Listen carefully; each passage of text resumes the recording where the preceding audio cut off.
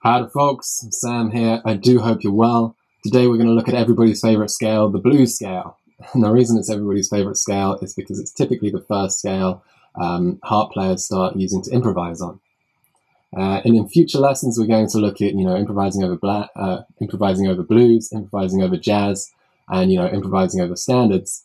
Today we're just going to concentrate on learning the scale, and we're going to look at a technique involving the arpeggios, which we used before, to actually learn the scale in all 12 keys. So the way that I remember my blues scales is that I first play a minor 7 arpeggio, and if you're not familiar with 7th arpeggios, go back to the last lesson because 7th arpeggios are so important for improvising. So we look at a minor 7 arpeggio. Let's take A minor 7, which is A, C, E, G, and the octave A.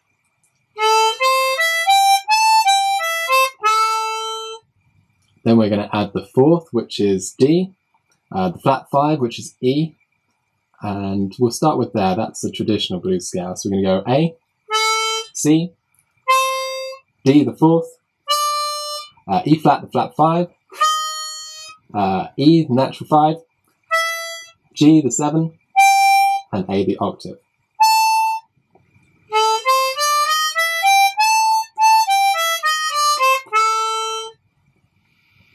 Now there are many variations on the blues scale.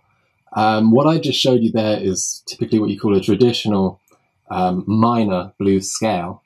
There's a note in there which I like to add as well, which is sharp 7, or arguably a major 7. It's also used in the bebop scale. So we're going to, between the G and the A, the 7 and the octave, we're going to sharpen the 7th as well. So between G and A, we're going to play a G sharp.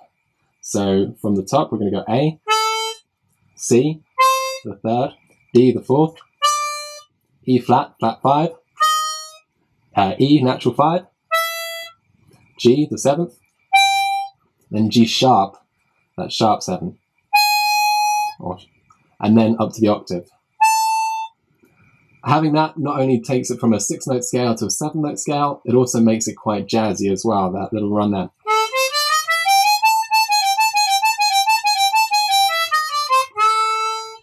And I think it sounds really cool.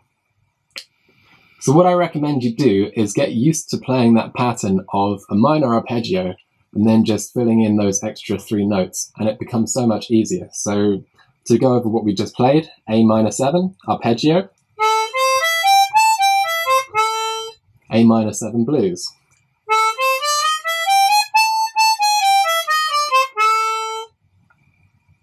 So if we go through the scales chromatically, next we've got a B flat minor arpeggio,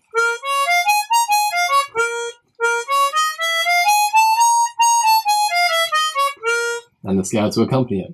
Then B minor,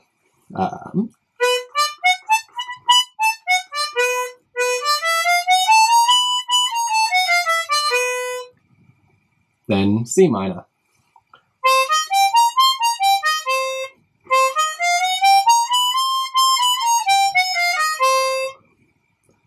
then C sharp minor,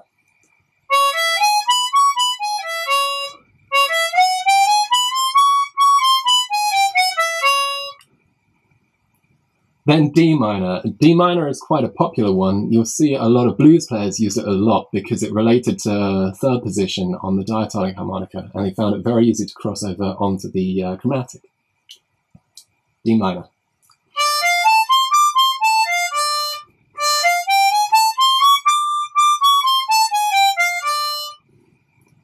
E flat minor.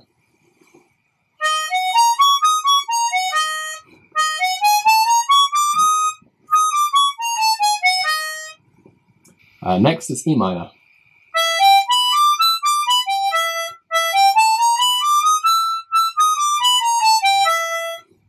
Then F minor.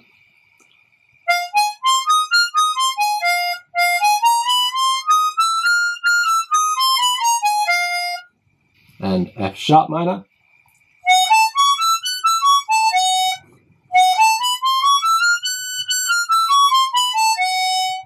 G minor.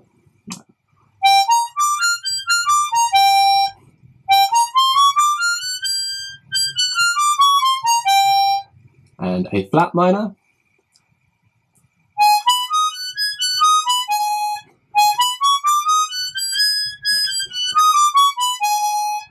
And then you're back to A minor again.